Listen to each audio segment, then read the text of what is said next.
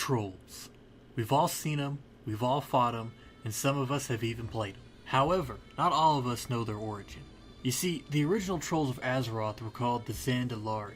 In ancient history, the Zandalari are the earliest known tribes of trolls and the earliest recordings of trolls to date. However, they weren't always under one banner. Most were independent at the time.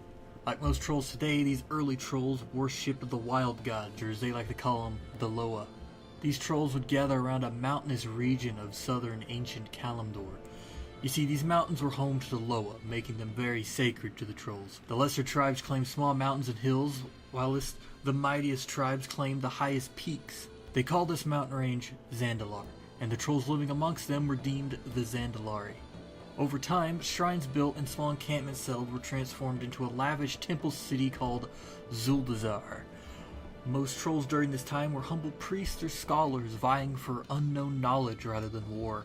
They preserved the history of their people, and eventually they became an overarching priest caste for most of the trolls. They were respected and admired heavily by all around. However, peace and prosperity for the priests would not last. You see, there was only one place atop Zandalar which the witch doctors, scholars, and priests could not go. One small mound of blackened stone at the base of the mountain. The trolls were warned by the Loa to never disturb the mound, and the trolls listened, but as with all things, it wasn't to last. About 16,000 years ago, a small group of rebellious trolls disobeyed the Loa and journeyed to the mound. These trolls did not find valuables or treasures, but a black and jagged hide of a monstrous creature the trolls once assumed to be mere rocks. The rebellious trolls believed this creature was another Loa, undiscovered and feared by the other of its kind.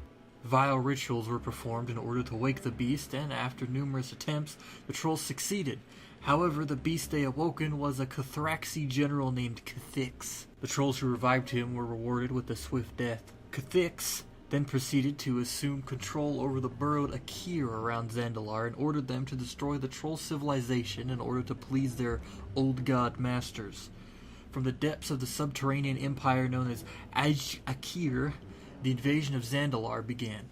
Numerous troll tribes littering the base of the mountains fell as the Akir sacked its way to the Zandalari peaks. In a desperate attempt to stop the Akir, the Zandalari, based on the highest peaks, went about uniting the various independent tribes around the mountain range. Desperate and out of ideas, the tribes accepted their offer of unification, creating an alliance named the Empire of Zol, a cause determined to defeat the Akir. The priests and scholars atop the highest peaks took on the roles of commanding the newly formed army. With the vast number of guerrilla tactics and ambushes, the army eventually beat back the Akir. Meanwhile, Zandalari priests summoned the Loa to Azeroth, and with their help, the trolls destroyed the Akiri ranks and even wounded Cathix himself. Cathix and his Akir were forced to retreat. The Zandalari sent raiding parties to search for the fleeing Akir, and they soon found them. However, the trolls quickly learned that if just one Akir were to escape, they would burrow underground and create a new colony of insectoids the Empire would have to deal with. To stop this from occurring, the Zandalari ordered the most power-hungry tribes in the Empire to spread out across Azeroth and settle new cities in hope of eventually stopping the spread of the Akir. These various tribes included the Amani, Gurubashi, and Drukhari. They were told that if they could slay the Akir for good, they could settle the lands they claimed from their enemy. The Drukhari pushed to the frozen north, the Amani set out to defeat Cathix in the northeast, and the Gurubashi set out to the southwest. Between the four central tribes and numerous smaller ones, the Akir Empire was eventually shattered after many centuries of fighting. However, with no war or conflict binding the tribes together, the four eventually split apart, with the Zandalari retreating to their mountains high above the world. And that's all she wrote for this Lorebox. It isn't all the lore, but I didn't expect the Zandalari to have so much of it. I'll be continuing their story in a different video that should be out very soon, and thanks for watching.